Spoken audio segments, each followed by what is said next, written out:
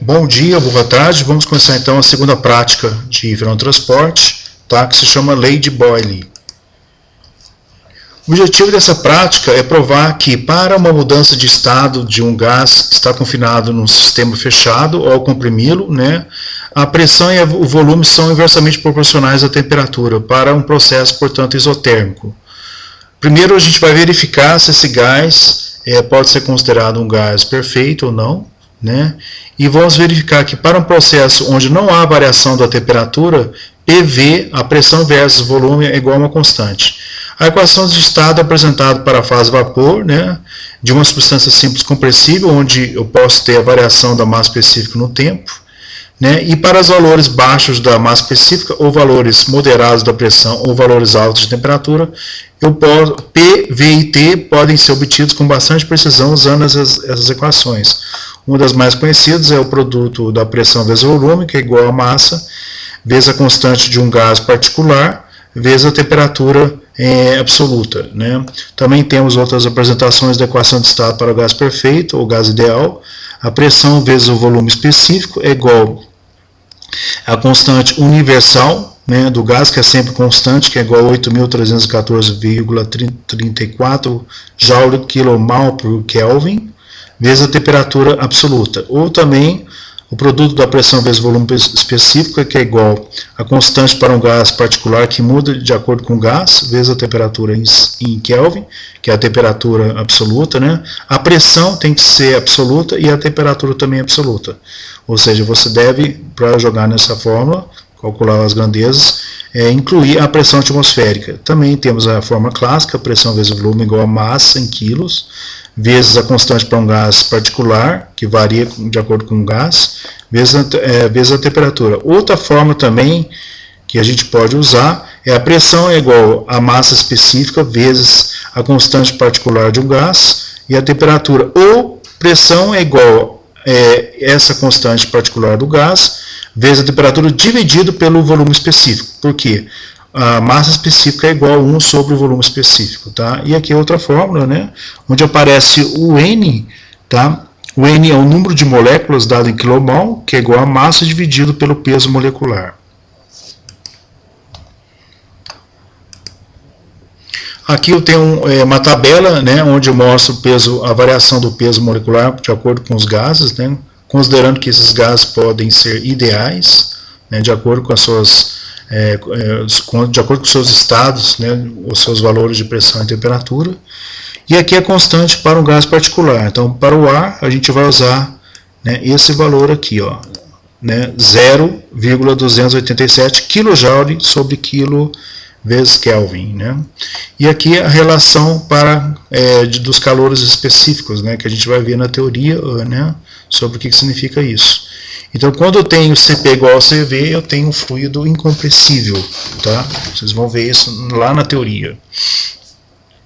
Continuando, aqui nosso aparato experimental, né, nosso console elétrico, né, onde vai ser lido esse console da Armfield, console cor de abóbora, né, onde vai ser lida a pressão, né, dentro aqui do meu sistema, do meu coletor, pressão em K Pascal, tá? A gente tem aqui o manômetro de Bourdon, onde também poderão ser feitas as leituras de pressão, mas vamos usar o console elétrico simples para ler a pressão dentro do meu sistema, onde a gente vai comprimir o ar usando através do uso de uma seringa. Aqui a definição, né, do aparato experimental, que depois vocês vão ver, tem acesso a esse PDF, né, dessa apresentação. Definição de pressão é a força exercida, né, por um fluido sobre alguma coisa, né? Então, se eu tenho, por exemplo, uma tubulação dentro, mergulhado, né, no recipiente com água, então esse tubo, essa tubulação vai receber uma pressão sobre todos os lados. E vamos desprezar a pressão, a componente da pressão que vai me provocar uma tensão de deslizamento. Mas como o nosso fluido, considerando que o nosso fluido pode estar parado ou estático, nós vamos considerar só a pressão perpendicular àquela área que está sendo aplicada. Tá? Então vai depender muito do que estamos tratando. Se o fluido estiver estático, né, a componente da pressão que vai exercer uma força tangencial dentro do fluido vai ser desprezada. Senão, ela tem que ser considerada. É a força exercida em todas as direções. A medida de pressão é a leitura dos valores de pressão a partir de comparação das pressões entre o instrumento de medição e o meio referência. Então, a medida de pressão é um valor referencial, considerando que existe a pressão atmosférica. A pressão atmosférica é a pressão exercida pela atmosfera terrestre sobre a gente. Ela geralmente é dada com um manômetro que chama barômetro. Então ela pode ser dada em diversas unidades, tanto em Pascal, né, em outras unidades, que não seja no sistema internacional, e também pode ser dada em coluna, em metros. Né? Se for fluido manométrico ou água, ela pode ser dada em metros de coluna d'água, MCA. Se o meu fluido manométrico é o mercúrio, ela pode ser dado em metros de mercúrio, ou milímetro de mercúrio, como é mais conhecido, mais comum. Pressão absoluta é a pressão relativa ou efetiva, medida somada à pressão atmosférica em relação à total ausência de pressão tomada em referência ao vácuo. Né? Então a pressão absoluta, né? Então a pressão absoluta, tá? Ela é igual à pressão efetiva, tá? Medida pelos manômetros, mais a pressão atmosférica, né? Que é essa pressão aqui de cima. Então essa aqui é a nossa pressão atmosférica, tá? E a pressão relativa é uma pressão, é a própria pressão efetiva, que é uma pressão diferencial. Então, geralmente, os nossos medidores de pressão nos fornecem uma pressão diferencial. Eles não fornecem a pressão absoluta total, né? Aqui, para entender melhor, né, eu inverti, né? Significa que esse aqui é o nosso caso real e aqui eu inverti só para facilitar a explicação. Então aqui nessa linha daqui a gente tem a pressão barométrica, que é a pressão atmosférica que está atuando sobre a gente. A pressão efetiva eu tenho esse valor, e a sua soma da pressão atmosférica com a efetiva eu tenho esse valor maior, que é a pressão absoluta 1. Se eu tiver uma pressão efetiva menor que a pressão atmosférica, eu vou ter esse valor da pressão absoluta 2. Que é no caso lá de sucção de uma bomba, por exemplo, onde eu tenho pressão dentro da tubulação, né, menor que a pressão atmosférica. Aqui, né, colocando os eixos reais, né, o Y é onde vai atuar a pressão, que eu chamo de cota, e em X eu chamo de distância. Né? Então as pressões não variam em sua distância, mas variam em sua cota, que é na vertical, né, na direção Y. Pressão barométrica normalmente é medida em bar, mas também muito comum, né, dado em milímetro de Hg, né, cota de mercúrio. Tá? Pressão em milímetro de mercúrio é dada em termos de altura de uma coluna de mercúrio, né, se for de água seria H, como falei antes, metro de coluna d'água. Né, seria necessário para exercer uma pressão equivalente àquela que está sendo medida. Então eu tenho que a fórmula pressão em Pascal no sistema internacional, ou Newton por metro quadrado, é igual a massa específica do fluido manométrico, vezes a aceleração da gravidade local, vezes a cota em metros. Esse produto da massa específica pelo G é meu peso específico, que no sistema internacional é dado por Newton por metro cúbico, vezes a cota H. A pressão atmosfera pode ser dada também a TM. Uma atmosfera padrão foi originalmente definida como sendo igual à pressão ao nível do mar, a uma temperatura de 15 graus Celsius. Então, ao nível do mar, a gente tem 1 atm. Né? E à medida que vai variando a altitude, vai variando essa pressão atmosférica. Então, a gente deve levar isso em consideração nos cálculos de projetos de engenharia. Né? Aqui algumas conversões de unidades, tá? Por exemplo, 1 atm é igual a 101,3 vezes 10 a terceira Pascal. Tá? 1 bar é igual a 100 vezes 10 a terceira Pascal, e por aí vai. Tá?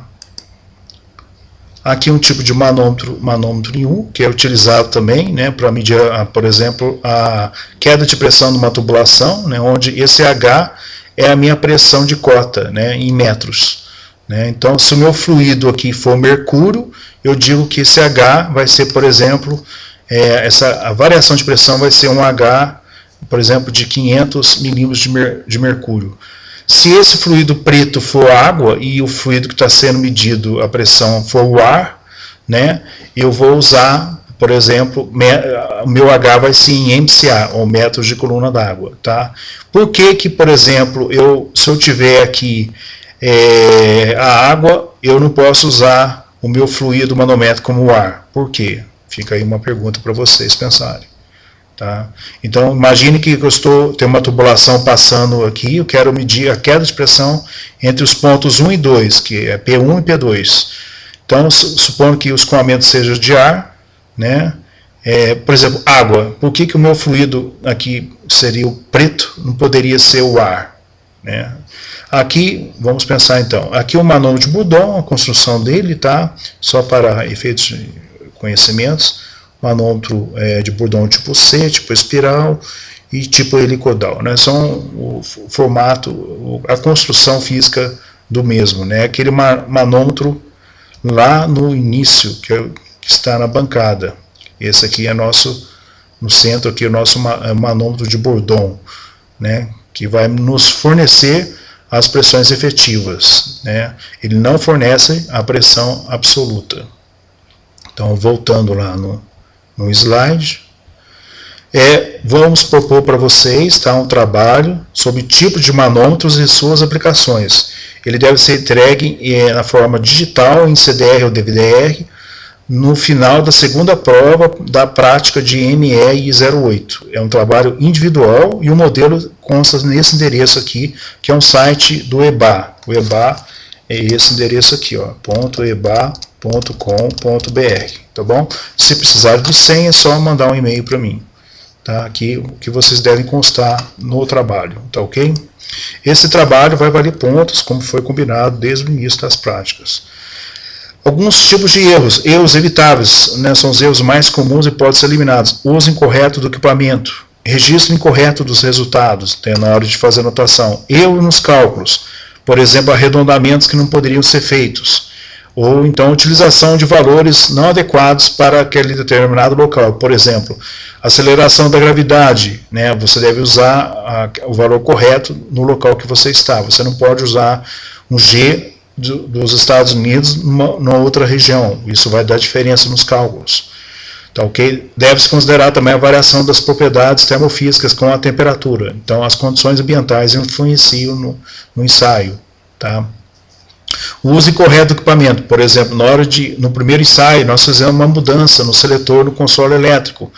Né? Ao fazer isso, o que acontece? Insere um erro, né? Porque quando você mede a temperatura em Celsius e vira o seletor e mede em ohms, você está inserindo um erro, então o uso incorreto. O ideal seria usar um software para fazer as leituras e registrar essas leituras no arquivo, no Excel, por exemplo. Tá ok? Vamos aqui continuar. Erros aleatórios, né? Às vezes podem ser eliminados, mas com certeza dá para minimizá-los. Então, variações das condições experimentais, por exemplo, a variação da temperatura. Então, geralmente, um ensaio, você não faz somente uma leitura dos dados, você tem que fazer várias leituras, às vezes 50, 100 leituras de dados, depois fazer um tratamento estatístico. Né? E durante esse tempo, as variações das condições ambientais, principalmente a temperatura, umidade relativa do ar, isso pode variar e pode influenciar os resultados. Variação do desempenho da instrumentação, podem ter equipamentos que estão trabalhando próximo ao laboratório que pode perturbar esse ensaio, pode, por exemplo, mascarar, por exemplo, se formos calcular qual o valor do número de Reynolds. Então, isso pode perturbar o escoamento e dar valores errados. Também incerteza das medições, então isso tem que ser considerado nos cálculos dentro de um tratamento estatístico. Flutuações da tensão da rede também, tem que se usar equipamentos, né, para que não haja uma flutuação tão grande e, por si, uma variação das medidas lidas nos equipamentos. Variações devido às propriedades materiais e do projeto do aparato, por exemplo, o efeito de atrito. Então, ao executar o movimento de alguma peça, uma hora vai ter um atrito, outra hora vai ter outro atrito, então isso pode oferecer resultados errados, né, ou diferenciados. Erro sistemático, por exemplo, erro de zero da graduação em escala incorreta do equipamento. Então, por exemplo, o equipamento pode não estar bem aferido. Mesmo equipamentos caros e de marcas confiáveis, há uma necessidade de fazer uma aferição do equipamento para poder, por exemplo, medir a temperatura. Então, se você quiser medir a temperatura, você vai ter que comprar um equipamento de aquisição de dados e seus respectivos termopares. Então, há necessidade de fazer uma aferição do mesmo. Erros experimentais devido à insuficiência ou limitação do equipamento. Suponhamos que naquela experiência anterior nós usamos uma fórmula que, como a variação de temperatura não passava de 150 graus Celsius, a gente eliminou alguns parâmetros.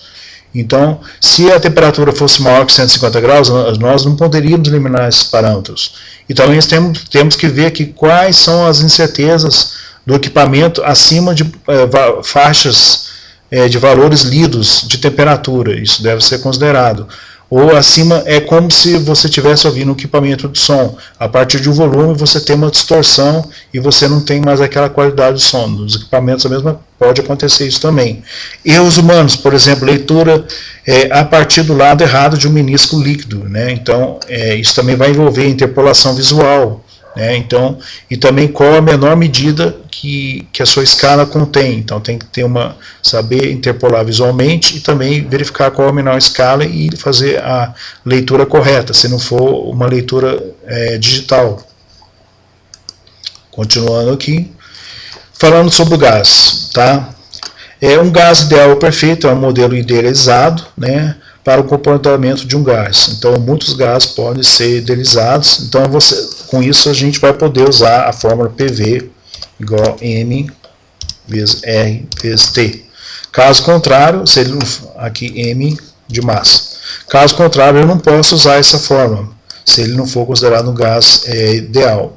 Então, quais são as condições? Já falamos no início da apresentação. Um gás teórico é composto de um conjunto de partículas pontuais movendo-se aleatoriamente e não interagindo. Continuando, a maioria dos gases se comporta como um gás ideais, a pressões e temperaturas moderadas. Geralmente o desvio de um gás tende a diminuir com o aumento da temperatura e diminuição da pressão, ou seja, para valores baixos da massa específica. Lei de Boyle-Moriarty. A pressão absoluta e o volume de um gás confinado são inversamente proporcionais se a temperatura permanecer constante. O produto entre eles é um valor constante. Então aqui eu tenho para gases ideais, né, o que não vale para gases reais, a equação de estado do gás perfeito ou gás ideal de Clapeyron e a lei de Boyle-Moriarty, tá ok? Que a gente vai averiguar nesse ensaio, nessa prática. Aqui vocês vão fazer um gráfico desse tipo, tá? Tá bom? Volume sobre 1 sobre P, tá? Não esquecer de somar a pressão, o P, a pressão atmosférica do primeiro ensaio, tá? E passar o volume de ml para metro cúbico. Compressibilidade, vamos verificar se a pressão vezes o volume específico sobre RT é igual a 1. Então, se esse cálculo estiver próximo de 1, a gente vai poder considerar esse gás como gás ideal. Caso contrário, nós vamos ter o chamado fator de compressibilidade Z. Se distanciar de 1, nós não poderemos mais utilizar a fórmula PV igual a RMT para calcular as grandezas de P, V e T. E teremos outras fórmulas, tá? Que não vamos abordar nessa prática. Mas o seu professor da teórica vai com certeza abordar quais são as equações sem ser PV igual a RMT que teremos que usar para um gás real quando queremos calcular as grandezas de pressão, volume e temperatura. Então, o experimento, vamos fazer uma análise de proporcionalidade das variáveis, como variam P e V. Vamos verificar se temos gases reais ou gases perfeitos. Vamos fazer uma comparação dos resultados com outros grupos, né, dentro de uma prática. E vamos fazer uma análise do gráfico comparativo de pressão para volumes diferentes e também entre os grupos, tá bom? Então, aqui tem um procedimento. Esse procedimento está no Xerox que você, aluno, trouxe ou vai levar para a prática. Você trouxe hoje, ou se você estiver assistindo pelo YouTube, você vai levar para a prática, tá bom? Então vamos preencher essa tabela, tá? Vamos ter 3 volumes iniciais, 100, depois 50, depois 20, tá? E vamos somar com a pressão atmosférica e vamos inverter essa pressão e fazer o gráfico. Não esquecer de somar, portanto, a pressão atmosférica em PV igual a K e não esquecer de passar ml para metro cúbico. Tá? Então, nós vamos ter para cada grupo 3 gráficos. Tá? Para o volume, repito, de 100 ml, outro para 50 ml e 20 ml. Não esquecer de fazer todo o procedimento conforme a explicação, conforme o vídeo.